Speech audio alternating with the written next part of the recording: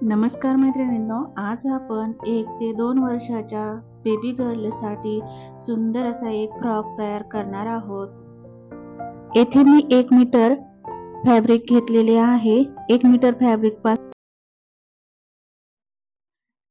येथे मी अस्तर घेतलेले आहे। अस्तरवरती आपण सुरुवातीला कमरेपर्यंतची उंची टाकणार आहोत। येथे मी 7 इंच आणि अर्धा ते 1 इंच शिलाई मार्जिन टाकलेली आहे। त्यानंतर आपण येथे शोल्डर घेणार आहोत 4 इंच,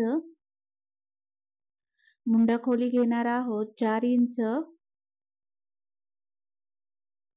त्यानंतर आपण येथे छाती घेर घेणार आहोत 20 इंच। 20 इंचाचा चौथा भाग घेणार आहोत, पण मी येथे लूजिंग साठी एक्स्ट्रा 1 इंच ठेवलेले आहे। तुम्ही तुमच्या बेबीच्या साईज नुसार येथे मेजरमेंट टाकू शकता। त्यानंतर येथे आपण मुंड्याला आकार देऊन घेणार आहोत आणि अस्तर कट करून घेणार आहोत।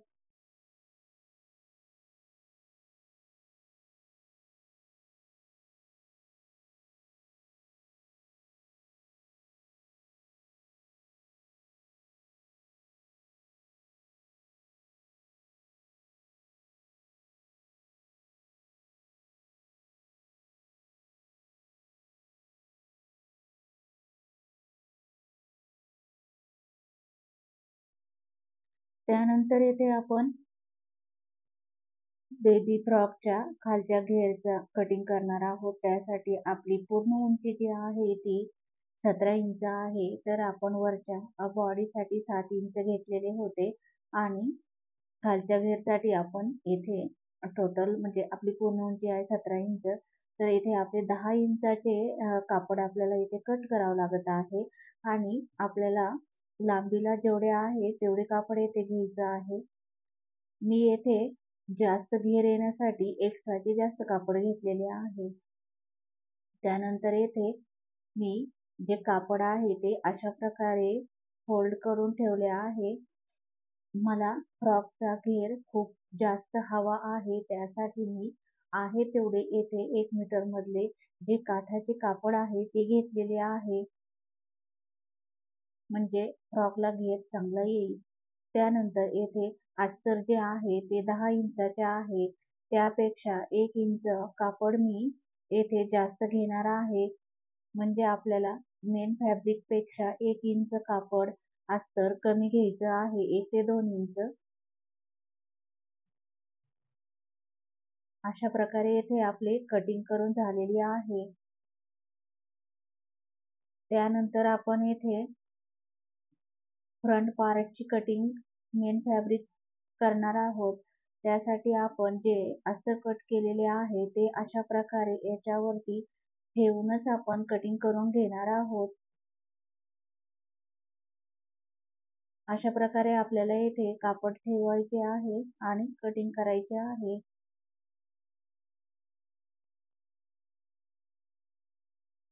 येथे आपण जे एक्स्ट्राचे कापड आहे ते असेच ठेवणार आहोत आणि स्टिच करताना ते कापड कट करून टाकणार आहोत। त्यानंतर ही जी उभी पट्टी जी आहे 2 फोल्ड, ते मी येथे सरळ कट करणार आहे आणि ते जी एक पट्टी आहे त्याची बेल्ट आणि एक पट्टी जी आहे ती फ्रॉकच्या बाहीला गोट मारण्यासाठी वापरणार आहे। तर येथे आपल्याला फुगाबाही तयार करायची आहे, त्यासाठी मी येथे फुगाबाही कट करून घेत आहे। येथे तुम्ही तुमच्या आवडीनुसार बेबीसाठी लांब बाही किंवा हाफ बाही, तुम्हाला ज्या स्टाईलमध्ये बाही हवी आहे त्या स्टाईलमध्ये तुम्ही कट करून घेऊ शकता, पण येथे मला फुगाबाही हवी होती, त्यासाठी मी येथे फुगाबाहीचे मेजरमेंट टाकलेले आहे। तुम्हाला मी स्क्रीनवरती बाहीचे मेजरमेंट दिलेले आहे, ते तुम्ही पाहू शकता। अशा प्रकारे आपले फुगाबाहीची कटिंग झालेली आहे। त्यानंतर आपण येथे सर्व पार्ट व्यवस्थित घेऊन पाहणार आहोत। सुरुवातीला आपण येथे स्कर्टचा भाग खाली टाकणार आहोत, त्यानंतर आपला बॉडीचा पार्ट आहे अस्तर आणि मेन फॅब्रिक अशा प्रकारे येथे ठेवणार आहोत। त्यानंतर यावरती आपण बाही ठेवणार आहोत. हा बेल्ट आणि बाही येथे आपण ठेवणार आहोत. अशा प्रकारे आपली कटिंग झालेली आहे. चला तर मग आता स्टिचिंग कशा प्रकारे करायची ते या व्हिडिओमध्ये पाहणार आहोत. सुरुवातीला आपण येथे अस्तर आणि मेन फॅब्रिक अशा प्रकारे व्यवस्थित ठेवायचं. त्यानंतर उलट्या साईडनी आपण येथे सुईच्या साईडनी येथे अस्तर ठेवून आपण गळा पलटी करून घेणार आहोत. त्यासाठी अस्तर सुईच्या बाजूने ठेवून घ्यायचे आहे. येथे सुरुवातीला मी बॅक पार्ट स्टिच करण्यासाठी घेतलेला आहे. तर आपल्याला पाठीमागे एक हुक बसवायचे आहे. त्यासाठी आपण येथे खाली 1 ते 2 इंचापर्यंत एक कट घ्यायचा आहे. त्यासाठी मी येथे आखून घेतलेला आहे. आपण स्टिच करताना व्यवस्थित अशी त्या रेषेच्या साईडने आपण स्टिच करत जायचं आहे आणि वरच्या गोल राऊंड पर्यंत येऊन गोल राऊंड मध्ये अशा प्रकारे स्टिच करून घ्यायचं आहे. त्यानंतर आपण एक्स्ट्राचे कापड जे आहे ते येथे कट करून टाकणार आहोत, जेणेकरून आपला गळा फिनिशिंग मध्ये येईल. येथे आपण एक कट मारून घ्यायचा आहे.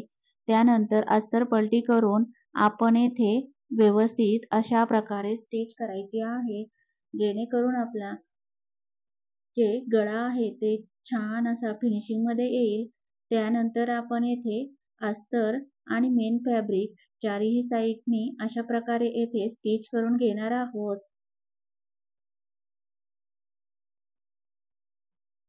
त्यानंतर आपण एक्स्ट्राचे जे कापड आहे ते इथे कट करून घेतलेले आहे. त्यानंतर आपण येथे पार्ट 2 म्हणजेच फ्रंट पार्ट येथे आपण गोल राऊंड मध्ये जॉईंट करून घेणार आहोत. त्यानंतर येथे आपण छोटे छोटे कट्स देऊन गळा पलटी करून घेणार आहोत. एक्स्ट्राचे कापड येथे आपण कट करून टाकणार आहोत. जर तुमची स्टिचिंग आणि कटिंग परफेक्ट असेल तर तुम्ही सुरुवातीलाच अशा प्रकारे कटिंग करून ठेवलं तर चालतंय. पण काय होतं की कपडा थोडा इकडे तिकडे सरकतो, त्यासाठी आपण थोडा एक्स्ट्राचं कापड मेन फॅब्रिक कट करून ठेवायचं, म्हणजे आपल्याला शिवताना काही प्रॉब्लेम येत नाही आणि नंतर आपण एक्स्ट्राचं कापड आहे ते कट करून टाकू शकतो. येथे मी गोल राऊंड मध्ये स्टिच करून घेत आहे. त्याच पद्धतीने आपण येथे साईडनी अस्तर फिनिशिंग मध्ये स्टिच करून घेणार आहोत.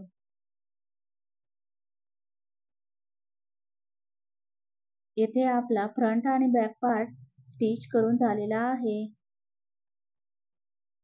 एक्स्ट्राचे जे कापड आहे ते आपण येथे कट करून घेणार आहोत, म्हणजे आपली फिनिशिंग खूपच छान आणि व्यवस्थित अशी दिसेल.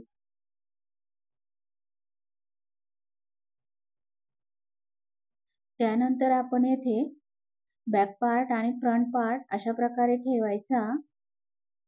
त्यानंतर व्यवस्थित असे 4 भाग करायचे आणि त्यानंतर बरोबर मध्ये शोल्डरचा मध्ये घेऊन येथे खालच्या साईडने एक कट द्यायचा, म्हणजे आपल्याला पुढच्या आणि मागच्या साईडचे जे डाच आहेत ते आपण अशा प्रकारे येथे टाकून घेऊ शकतो.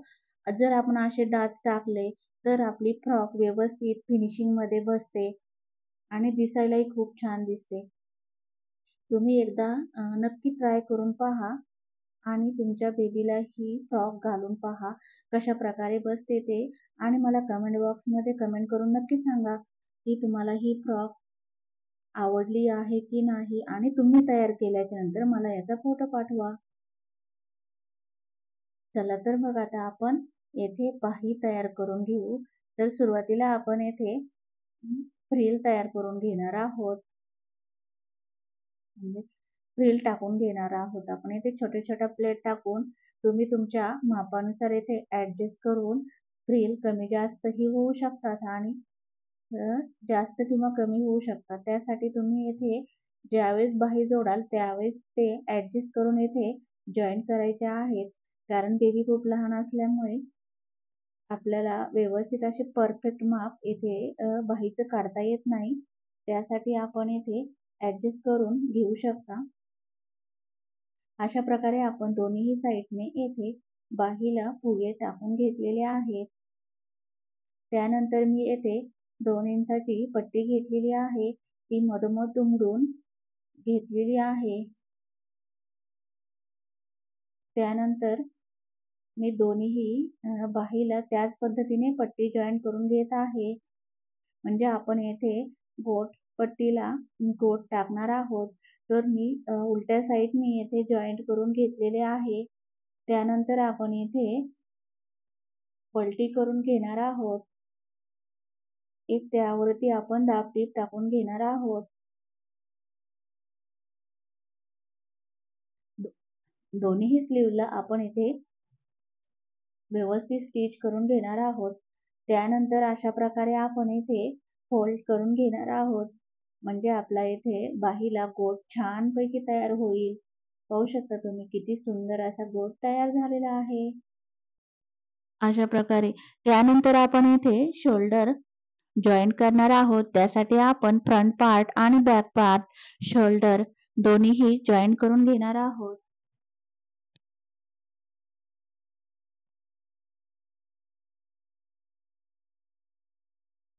येथे आपण व्यवस्थित शोल्डर जॉईन करून घ्यायचे आहे आणि त्यावरती डबल स्टिच करून घ्यायचे आहे.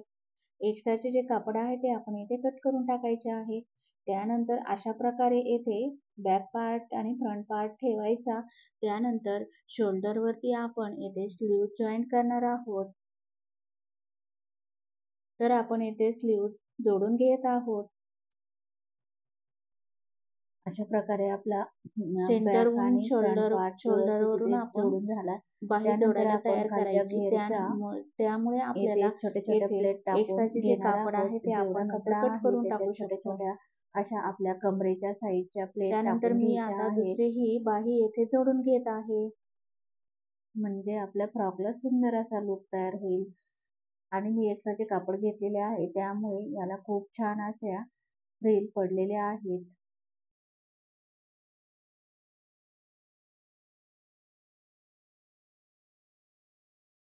येथे आपण खालच्या घेरला फ्रंट पार्ट आणि बॅक पार्टला अशा प्रकारे घेर जोडून घेणार आहोत. म्हणजे आपल्या फ्रॉक व्यवस्थित आणि फिनिशिंग मध्ये येईल. बॅक आणि फ्रंट पार्ट इथे मी दोन्हीही जॉईन करून घेत आहे.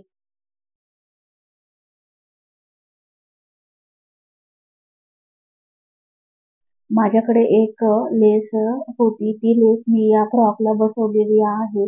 जर तुम्हाला या फ्रॉकला लेस लावलेली जर आवडली असेल तर कमेंट बॉक्स मध्ये कमेंट करा.